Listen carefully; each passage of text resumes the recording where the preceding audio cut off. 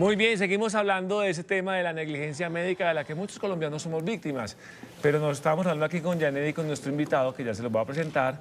Estamos hablando también de impericia, negligencia e impericia. Para eso está aquí Daniel Trejos, él es magíster en Derecho Médico. Daniel, ¿cómo amaneces? Muy bien, Iván, ¿qué tal? Qué bueno que está aquí en el desayuno y ponemos este tema sobre la mesa porque muchos colombianos somos víctimas de la negligencia médica y del sistema de salud, ¿no?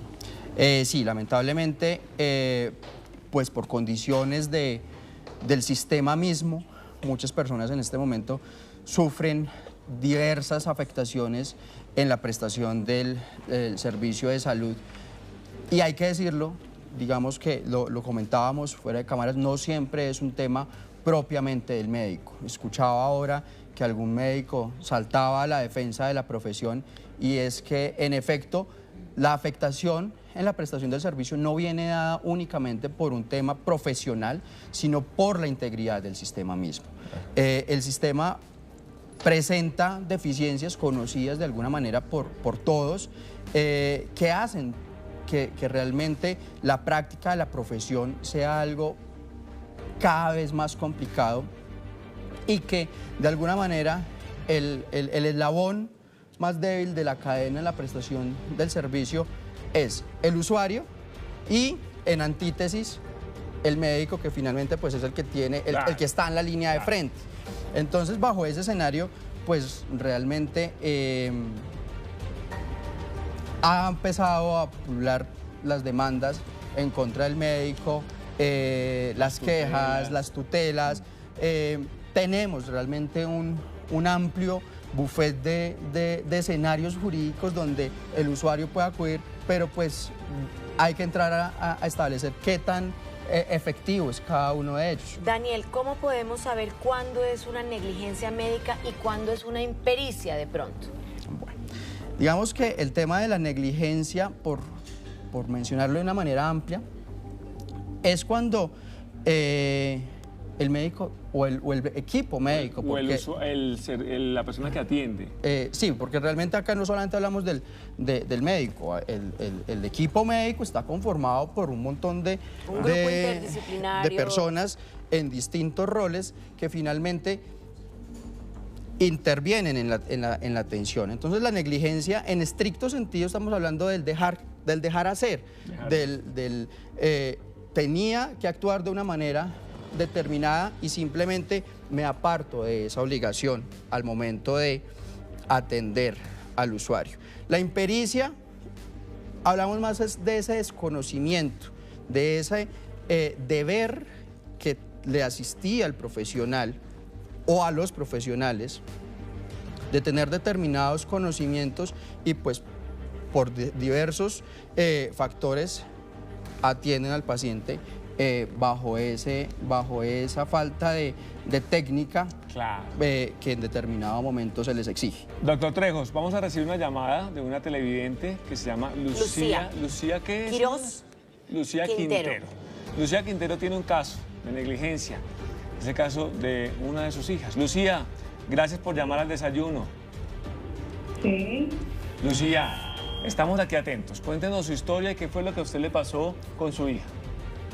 Bueno, muy gracias por atenderme.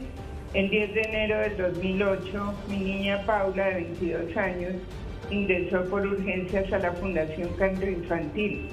La recibió y hospitalizó por hematología el médico de turno, doctor Miguel Omeara. Finalmente le diagnosticaron leucemia linfoide aguda, quedando a cargo del doctor Alirio Zuluaga, jefe del departamento. La noche, el doctor advirtió los riesgos de la enfermedad y el proceso a seguir. Sí. Yo tengo 3 hijos, hermanos de ella, que viajaron para hacer el examen de compatibilidad para el transporte de médula, para el trasplante, claro. Pero el doctor Alirio Zuluaga dijo que no era necesario, pues la niña ya en la siguiente semana iría a la casa para seguir yendo a la fundación a la quimio. En la noche del 3 de febrero, la niña se sintió muy mal, con fuerte dolor abdominal. ¿Cuántos días después? El 3 de febrero, ella entró el 10 de enero. Okay. ¿Sí? La niña tenía el proceso de la quimio, todo esto, y estaba respondiendo pues bien, sabiendo que era una enfermedad muy grave. La niña se sintió muy mal con un fuerte dolor abdominal y por medio de las enfermeras se llamó al médico de turno, era un fin de semana, y le correspondió nuevamente al doctor Miguel Omeara. Sin embargo, él nunca llegó a revisar la niña y la misma enfermera jefe fue a buscarlo, le comunicó el estado y deterioro de la paciente, pero él no apareció. Mandó a una estudiante para que le formularan una ranitidina o alguna droga de esas. Las enfermeras desesperadas lo único que pudieron hacer fue ponerle pañitos de agua caliente que traían de la cafetería. A las 5 de la mañana yo escribí una queja a la dirección de la clínica y como a las 6 llegó el doctor Rivera a hacerse cargo del nuevo turno. La niña ya estaba agonizando. Salí desesperada y le dije que la niña estaba muy mal. Él seguramente no me creyó y seguí revisando y después entró a la habitación. La niña ya estaba en los estertores de la muerte, ya estaba convulsionando. Él con la cama, con todo, salieron corriendo con las enfermeras, pero realmente ya no había nada que hacer. Wow. La niña falleció y... ¿Qué fecha falleció Lucía? El 3 de febrero. Los médicos, bueno, el doctor Rivera salió, me dijo que la niña pues había muerto y me dijo que pues yo la pude ver, entré, me pidió disculpas y me dijo lo siento mucho y le dije sí doctor, pero esto no va a cicatrizar tan fácil, estos son queloides del alma. Después, la historia clínica, donde figura que ellos nunca la visitaron, le hicieron tachones y en un pequeño espacio, en una línea, escribieron insinuando que sí había llegado el médico a verla, pero claramente se vio que no. Se hizo la demanda, pero la Fundación Cardioinfantil tiene mucho poder, tienen muchos abogados de los seguros, y finalmente determinaron que la niña había muerto por estadística, porque a los 22 años, estadísticamente hablando, los enfermos de cáncer, sobre todo de leucemia, en un 90 y pico % mueren, y la niña estaba en ese porcentaje. La clínica me escribió una carta diciendo que habían recibido mi queja, que sentían mucho, que efectivamente se habían dado cuenta que el doctor nunca había asistido a ver a la niña, pero que tenía otros pacientes prioritarios, que me agradecían mucho la observación porque eso serviría para mejorar el servicio. Todo esto yo lo tengo, fue entregado al juzgado, ha sido muy difícil y finalmente pues el caso se perdió. Pues Lucía, lamentamos mucho tu pérdida, gracias por haberte comunicado con nosotros y compartir esta experiencia. Y por haber tenido el valor. Como tu caso, Lucía, hay muchos enfermos en Colombia que están pasando por esta situación. ¿El caso de Lucía qué es, Daniel? Bueno, ahí tenemos varias cosas. Digamos que inicialmente podemos hablar de un abandono del paciente, teniendo en cuenta, digamos, que la narrativa que ella hace de la falta de seguimiento por parte del especialista llama poderosamente la atención el tema de la historia clínica, porque pues es que el documento es un documento bastante sensible. O sea, ¿cómo van a tachar? Y pues realmente si en efecto hubo algún tipo de adulteración, pues es algo bastante delicado. Y el tema de la estadística y el tema de ponerlo en un número más, pues digamos que de alguna manera también pone el tema de lo que eventualmente hablaremos, y es de hasta dónde el riesgo del paciente para hacer ese número y hacer parte de las estadísticas es parte de la obligación de los centros hospitalarios de por lo menos ofrecer una oportunidad y por lo menos generar ese margen reducido de posibilidades. Tenemos herramientas para defendernos, porque el caso de Lucía es la muestra de muchos otros casos, y es la pelea de David contra Goliat. O sea, ganarle a una institución como con la que ella puso la demanda es muy complicado. ¿Cuáles son las herramientas que tenemos los colombianos para defendernos en estos casos de negligencia o del Impericia. Impericia. Bueno, digamos que el escenario varía dependiendo de lo que necesitemos inmediatamente. En Colombia, el mecanismo por excelencia es la acción de tutela. Sin embargo, ya de alguna manera se mencionaba, se presenta la tutela, tenemos el fallo ordenando la prestación, no se obedece el fallo, presentamos un incidente de desacato, el tema tampoco prospera. Y lamentablemente hay que decirlo, y de alguna manera se mencionaba también ahora en la sección de noticias, el medio de comunicación se ha convertido en el eje de presión para que muchas veces se haga efectiva la prestación. Las entidades aseguradoras, entiéndase las EPS o los mismos prestadores de salud, tienen un sinnúmero de tutelas viables o no, porque también hay que decirlo, muchas tutelas son totalmente infundadas. La tutela es el... Pero finalmente el asunto se limita a qué tan efectivos. Ya cuando finalmente el daño está hecho. Sí, no, es que... Pues, o sea, No, es que imagine que uno le llegue una carta de la clínica diciendo, porque "Lo yo les sentimos mucho". aseguro que si ese médico hubiera aparecido, hubiera hecho un seguimiento... La historia uno sería diferente. Correcto, porque de todas maneras a lo mejor sí era ya estaba en un estado muy deteriorado, nunca lo vamos a saber. Pero si uno como mamá ve que el médico está al lado de uno diciéndole, mire, Más tranquilo, vamos a hacer todo lo posible, sí señora, acaba de llegar, es Pero que diferente. mande un practicante. Sí, no, Sí. o sea... Tenemos preguntas de ustedes que están conectados a nuestras redes sociales, @el_desayuno_RCN, y Camilo está muy atento a cada una de ellas. Cami. Ivancho, para ustedes y allá para el doctor Trejos, que Yolanda Aguilar pregunta que ¿Oyes? ¿cuánto tiempo debe pasar o puede pasar para que ella pueda demandar después de que el daño esté hecho? ¿Cuánto tiempo debe pasar para que ella pueda mandar después de que el Ya, daño esté listo, hecho? ya la escuché claramente. Vemos que el tiempo por regla general son 10 años, ¿sí? Para una acción de carácter civil. ¿10 años? Ahora, es un término ¿Pero 10 años para qué? ¿Para que se solucione? No, para que inicie la acción. No. No. ¿Sí? No. A ver, me hago entender.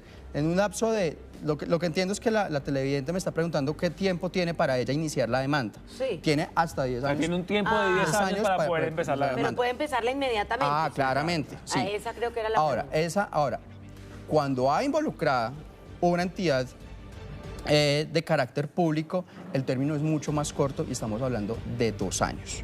Imagínate. ¿Sí? Entonces, digamos que el llamado es que en la medida de las posibilidades, tan pronto como se suceda el daño, se inicie la acción.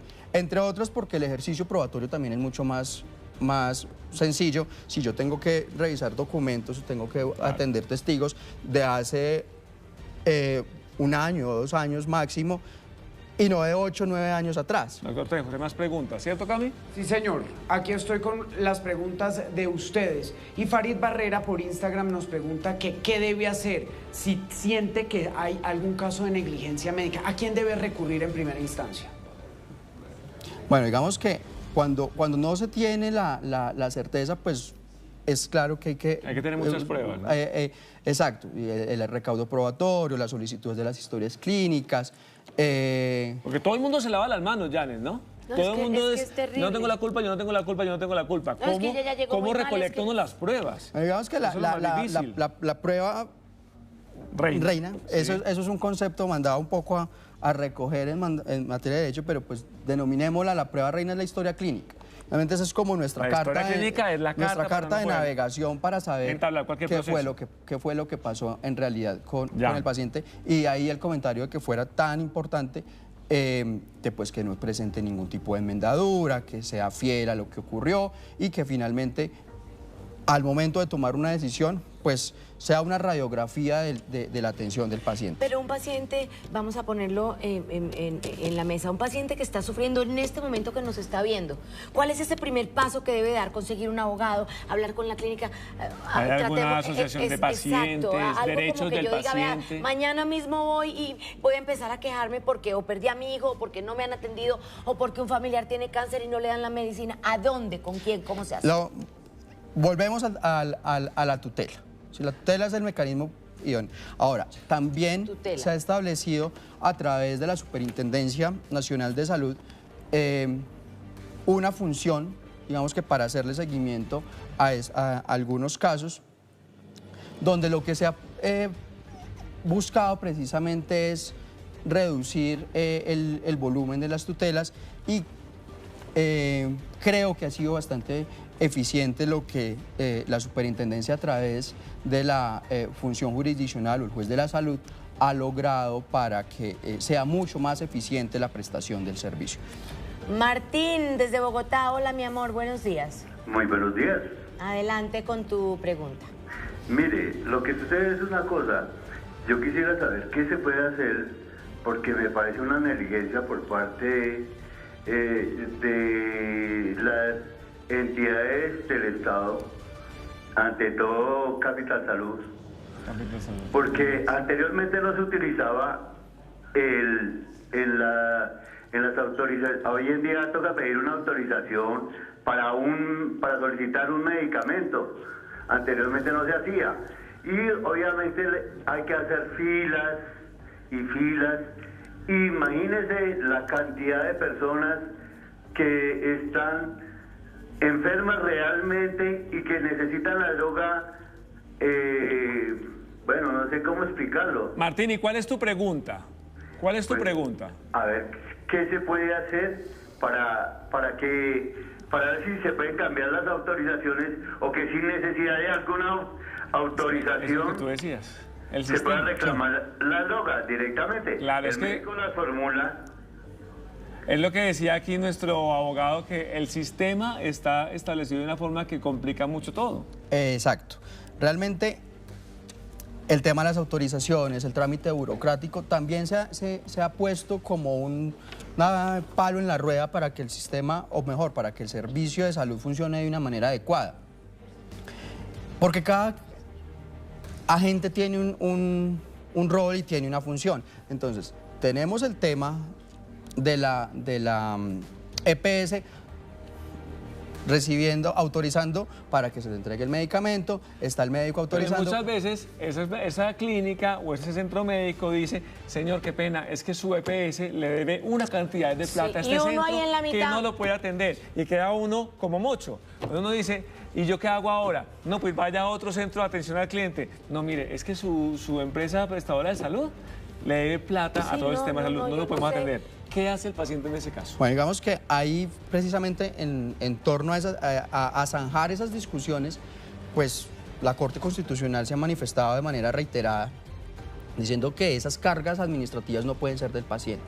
Y precisamente para menguar esas cargas es que la superintendencia, digamos que ha asumido un rol bastante importante para zanjar esas discusiones de esto no se lo pueden trasladar al paciente, solucionen su problema, pero presten el servicio de manera eficiente. Pero no lo prestan, aunque lo digan, no lo hacen. ¿Qué podemos hacer nosotros como ciudadanos, como colombianos, como pacientes, para que eso se cumpla? ¿O no? No, digamos que esa es la pregunta que quizás todos los usuarios nos hacemos. Sí. Porque realmente el mecanismo está. El tema pasa por la eficiencia del mismo. Ya hemos hablado de tutela, ya hemos hablado de jueces de la salud, ya hemos hablado de acciones civiles y administrativas. Pero seguimos, digamos que, sin poder desatar el nudo gordiano de cómo lograr la eficiencia. Tenemos representantes legales arrestados todos los días para tratar de compensar el tema. Doctor Trejos, usted ahorita nos va a contar cuáles son los casos más comunes en su cotidianidad, en su oficio. Usted es magíster en Derecho Médico y nos puede contar, y la idea es que nos dé herramientas a nosotros los colombianos, a los televidentes que nos están viendo, que como ve, hay muchas llamadas que están haciendo para contarnos sus historias. Vamos a seguir más adelante con usted, para hablar cómo nos podemos defender los colombianos ante casos de negligencia o de... Impericia. Impericia, no he podido con la palabra. Impericia, son las 8 de la mañana, ya casi las 8 de la mañana, 30 minutos. Recuerden que en sus mañanas, Millanet, lo primero... Es el Vamos a terminar con el doctor Trejos para que nos siga dando herramientas y caminos para poder solucionar los problemas. Y más adelante tenemos también a un médico cirujano que nos va a hablar de casos de negligencia médica que se han visto. Y ojo, que también hay muchos casos que sí se han solucionado. Claro. No podemos decir también, no podemos echarle toda la culpa que es que la justicia no funciona. No, hay muchos casos en los que esos pacientes que han sido víctimas de negligencia médica o de impericia sí han podido hacer algo, sus demandas han prosperado. Batman y doctor Trejos, y además hay un tema de los derechos que tiene el paciente. ¿Usted cuando está en la clínica se ha leído estos derechos? Estoy seguro que casi el 90% no se ha leído estos derechos del paciente. ¿Existen esos derechos, doctor Trejos? Claro que sí. Digamos que el tema, como me lo indicabas, el sistema de salud colombiano, por lo menos en el papel, es un sistema de salud muy bueno. Sí. Y precisamente en aras de esos derechos, las instituciones han propendido por ponerlos en conocimiento. Las asociaciones de usuarios también han trabajado bastante en generar esa propagación del conocimiento de los derechos, y creo que el usuario hoy por hoy está mucho más formado en ese ámbito de conocer sus derechos y también de hacerlos respetar ante las entidades de distinto orden. Una vez que uno conoce sus derechos, por lo menos puede protegerse de alguna manera. Si yo sé que tengo derecho a esto, pero que tengo que hacer esto, pues de alguna manera me puedo mover más fácilmente. Sí, claro. Definitivamente, digamos que el entorno social, los medios de comunicación, las redes sociales, pues colaboran en que todos podamos saber un poco más a qué tenemos derecho y a qué camino acudir en caso de una vulneración. Doctor Trejos, usted como abogado, ¿cuál cree que es la principal falla del sistema de salud en Colombia? Difícil, pero creo que el tema pasa por el autocuidado, ¿sí? Tenemos un sistema estructurado para sanar, o por lo menos la concepción es que acudimos al médico cuando ya estamos enfermos, y eso resulta mucho más costoso, eso resulta mucho más oneroso, no solamente para el sistema, sino para el usuario mismo. Claro. Creo que una política más desde el autocuidado, más desde la salud preventiva, pues reduce los costos en el sistema mismo, hace mucho más amable el acceso, porque finalmente estamos en un escenario de promoción y prevención, y al final podemos tener mejor calidad de Pues Daniel, tenemos precisamente en este momento en línea a una paciente que está hospitalizada. Julie, bienvenida, mi amor. ¿Cuál es tu caso? Pues yo estoy acá. Te escuchamos, mi amor. Sí, y hemos pasado a la Procuraduría, pero el APS no nos ha querido autorizar el tratamiento ni el trasplante de médula. ¿Qué tienes tú, Julie? Una enfermedad que se llama plasma celular. ¿Y no han hecho nada por ti? ¿Estás hospitalizada? Sí, ya voy para 2 meses acá y no. ¿Pero estás hospitalizada donde estás en la entrada de urgencias o tienes habitación? Estoy acá en el piso de hematología. Ya los médicos han enviado correos, ellos han hecho todo lo que han podido y tampoco a ellos les responden nada. ¿Pero y qué te dicen, Julie? ¿Nada? No, o sea, no, les llaman a la EPS y ellos no responden ni nada. ¿En qué hospital estás? ¿En qué hospital estás? En San Rafael. ¿San Rafael? ¿Aquí en Bogotá? Sí, señor. Bueno, ¿qué hacemos ahí, doctor Trejos? Bueno. ¿Qué se puede hacer en ese caso? Uno en el hospital y esperando a que le den una solución. 2 meses, por Dios, 2 meses. Han ido hasta la Procuraduría y nadie hace nada. ¿Qué se puede hacer ahí? Bueno, Ahí, digamos que la respuesta parece un poco recurrente, pero pues la tutela es lo más efectivo. Y no solo la tutela, sino digamos que una medida preventiva donde le digo al juez de tutela, resuelva de fondo, pero de manera inmediata necesito que me resuelva el asunto y de una orden, digamos que de manera preventiva para que se evite la vulneración o la continuidad de la vulneración del derecho. Es una medida que puede resultar bastante efectiva. Los entes de control, me llama mucho la atención que, digamos que el tema de Procuraduría y todo lo que es Ministerio Público, pues no tome de pronto una participación un poco va a ser muy rápida más activa. Entonces, de una vez, Julie, si nos sigues escuchando, empieza con una tutela. Hoy son las 9 de la mañana, a las 10 de la mañana, ojalá tengas a alguien que te ayude a poner esa tutela. Y vamos a ver, y nos cuentas porque vamos a seguir con tu caso. Yo voy a preguntar algo de puro ignorante. ¿Qué? ¿Poner una tutela es muy complicado? No. ¿Cómo es el procedimiento para poner una tutela? Digamos que precisamente está diseñado para que las personas del común simplemente la gran herramienta de nuestra Constitución. presente una relación de hechos, una relación de la situación, las instituciones que están vulnerando el derecho, unas direcciones donde se les pueda notificar. Pero ella está hospitalizada, ¿alguien puede ir a poner la tutela por ella? ¿En dónde se pone? Cualquier despacho judicial, digamos que centro de acopio o de demandas. ¿Y eso no tiene ningún costo? Eso es completamente gratuito, no tiene, digamos que un formato, un protocolo estricto, lo que les indicaba. Es más un tema de indicar cuáles son los hechos, indicar quién es el ente que está vulnerando. E instalar la tutela. Y lo que les indicaba, hacer una solicitud de una medida, digamos, provisional, para que en tanto se resuelve la tutela de fondo, ya haya por lo menos una situación que frene la vulneración del derecho. Julia, entonces, por favor, queremos seguir enteradas de tu caso. Pon hoy mismo la tutela y nos vas a contar. Y que sigamos conectados. Nosotros estamos hablando hoy del tema de la negligencia médica, de la impericia. ¿Lo dije bien, Dan? Sí, impericia. Impericia. Perfecto. De esas situaciones que vivimos los colombianos con nuestra salud, con un centro médico, un hospital, una clínica. Muchas veces cuando llega a un hospital un herido de un accidente, doctor Trejos, y el vigilante no lo deja entrar porque no tiene el carnet de la EPS o porque no tiene el seguro obligatorio del carro. ¿Eso es normal? No, claramente eso no es normal y eso también, todo hay que decirlo, es una práctica... Eso sí es negligencia. Sí. Claro. Eso ya me dio el calor. Pero también hay que decirlo, es una práctica que ha ido en decreciendo, es una práctica que claramente no es tan habitual como antes, que por poco quien tenía la potestad de la admisión del paciente era el personal de seguridad o de vigilancia. Es algo que se ha morigerado bastante y que... La paciente que tiene, no, pues señor vigilante, tengo una hemorragia vaginal.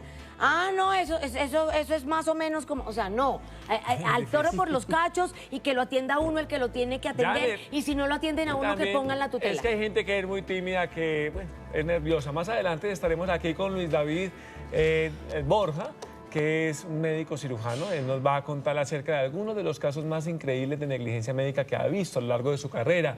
Y también nos va a contar cómo estas negligencias nos pueden cambiar la vida, no solamente a nosotros como personas, sino a todo el entorno familiar. Gracias, hay que estar alertas. Muchas gracias por la invitación y acá estamos para cualquier... Bueno, señor, sabemos que todos los colombianos tenemos derechos y la tutela hay que usarla. Esa alarma que suena es...